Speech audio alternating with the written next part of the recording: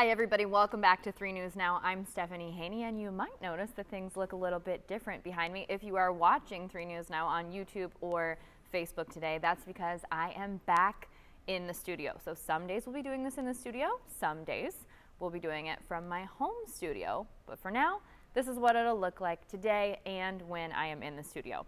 Today is Wednesday, July 14th. Thank you so much for joining me for the top stories from WKYC.com. So without further ado, let's get right into it. We have an update on what's been happening at the Canton McKinley High School with the football team related to the incident where coaches were accused of forcing a student to eat food that was not in line with his religious beliefs.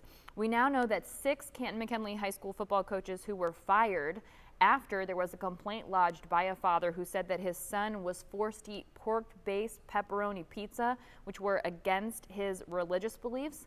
Those coaches have sued now, claiming defamation because they say that those claims are not true. They have sued the parent's attorney, school officials, and others for defamations. The plaintiffs are former Canton McKinley head coach Marcus Watley and 5 assistant coaches. All 6 of those people lost their jobs as a result of these allegations. The lawsuit was filed on Monday in Stark County Claims Court. They say that the student, despite the reports from the parent and the school officials, never actually ingested any pork. They say that the student instead pulled the pepperoni and the cheese off of the pizza, and also that the student had the option of eating chicken nuggets but opted instead to eat the pizza. Now, what we did see on video that was obtained is that teammates were running laps around the student for about 20 minutes while they carried 45-pound weights. The teen sat in the middle of the gym and ate the pizza. Now, the coaches claim that they were unaware at the time that eating pork violated this player's Hebrew religious beliefs. That's according to the complaint. And that following the incident, the coaches were placed on administrative leave pending the result of investigation by Canton City Schools. Then it was on June 3rd where Canton City School Superintendent Jeff Talbert called a special board meeting that resulted in those group of coaches losing their jobs. So following that termination, the coaches hired their own attorney in an effort to get their jobs back, and they again say that the student was given the option of eating chicken nuggets. That's a claim that the attorney for the player and the player's family disputes that. That attorney, Ed Gilbert, says that video shows contradiction to those claims by the coaches, and the student was forced against his religious beliefs. Now we move to Toledo, where a mural celebrating George Floyd has been destroyed by natural causes. George Floyd is the person who was killed at the hands of then Minneapolis police officer Derek Chauvin, who was found guilty related to charges related to that death, but is appealing those charges and is in the process of doing that now. Now, this mural was created by Toledo artist David Ross in July of 2020, just a couple of months after Derek Chauvin at his hands killed George Floyd. Now, the mayor of Toledo says that the mural will be replaced and that he will work with the Arts Commission and the artist to make sure there's a new mural replaced so that the message of the artwork is still heard. Ross, the artist, says that the mural stands as a reminder to never forget what happened in May of 2020 and a memorial to George Floyd. He says he definitely plans on redoing the mural. He wants to do it somewhere where it will center around George Floyd. And he says he'll incorporate a double rainbow in the next mural because the same day of the lightning strike, he saw a double rainbow, and he wants to put the new mural in a place where everyone will appreciate it.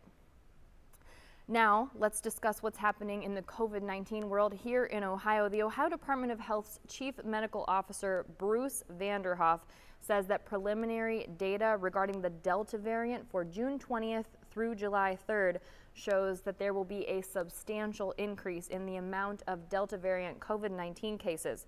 We did see a 15% rise in cases in Ohio the 2 weeks prior to those dates, and Dr. Vanderhoff says it's likely to be more than double that when the final data does come in from June 20th through July 3rd. Dr. Vanderhoff wants to remind people that the current vaccines are effective against the Delta variant, and the bad news is if you're not fully vaccinated, you're at a risk of contracting the Delta variant, including a real risk for serious illness, including hospitalization and also potentially death.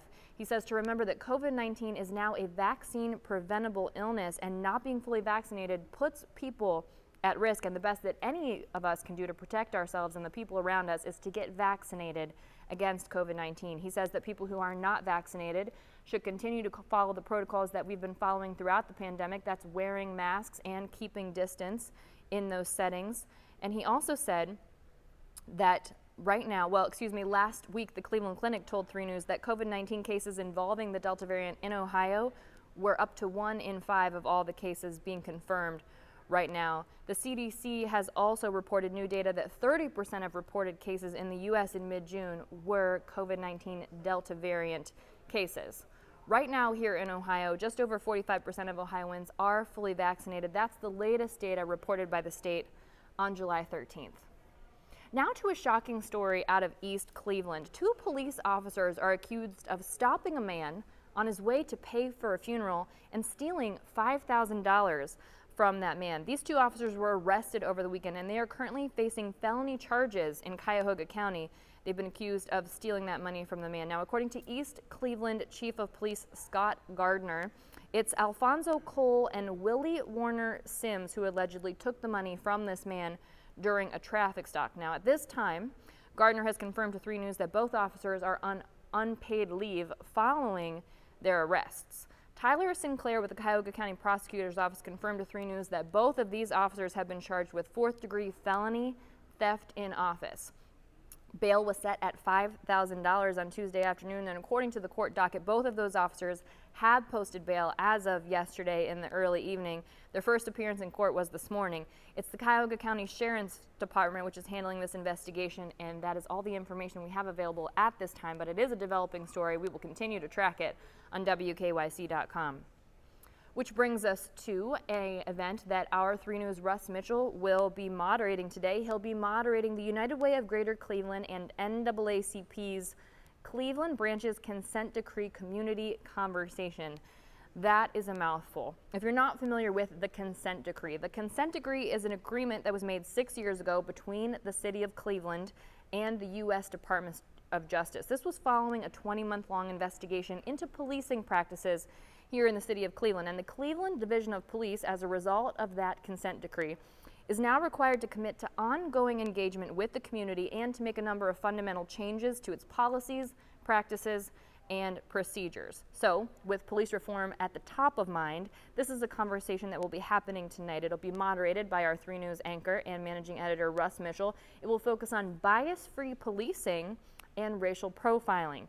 This will take place from 6 to 7:30 p.m. You can find that live streamed on WKYC.com, the WKYC app, our WKYC Facebook Live page, and also our WKYC YouTube page. The panelists who will be joining Russ tonight include City of Cleveland Chief of Police Calvin Williams, Director of the Department of Public Safety for the City of Cleveland, Carrie Howard, Executive Director of the Cleveland Police Foundation, Rick DeChant, among others who will also be there to discuss, again, bias-free policing, among other things tonight.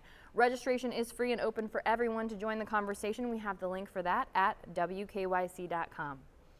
And this weekend, a local hero will be celebrated. Ohio communities are coming together to mark what would have been the 100th birthday of the late astronaut John Glenn. It's being called the John Glenn Centennial Celebration. He passed away in 2016. If you remember, John Glenn was the first American to orbit the Earth. That made him a national hero when that happened back in 1962. And he served as a military fighter pilot in World War II and the Korean War.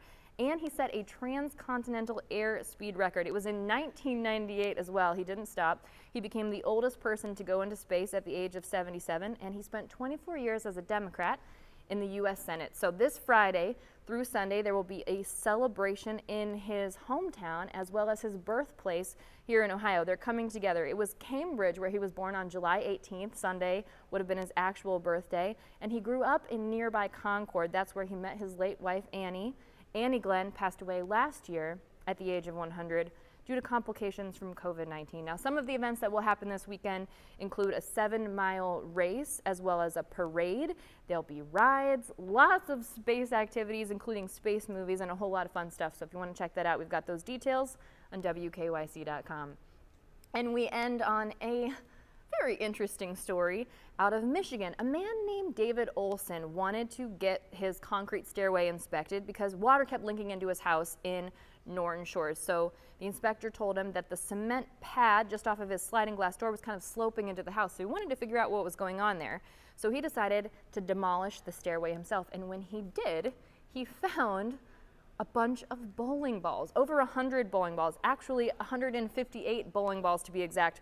He was wondering what the heck was going on there. There were all kinds of bowling balls. They didn't have holes drilled in them for fingers either. Very interesting. So he looked into it. He noticed that there was Brunswick engraved on these bowling balls. So he reached out to call the Brunswick bowling office in Muskegon, and they told him that back in the 1950s, they used to make damaged bowling balls available for people for free and to use as landfill.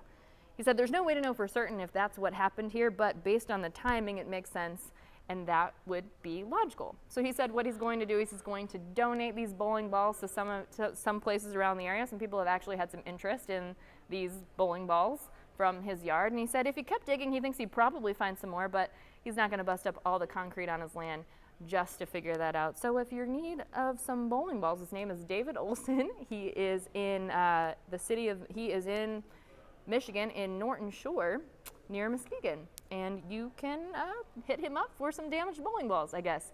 That's it now for your 3 News Now update today for Wednesday, July 14th. I will see you next up on What's New with your trending stories in the Clicking in Cleveland segment, and I will see you back here tomorrow for more 3 News Now.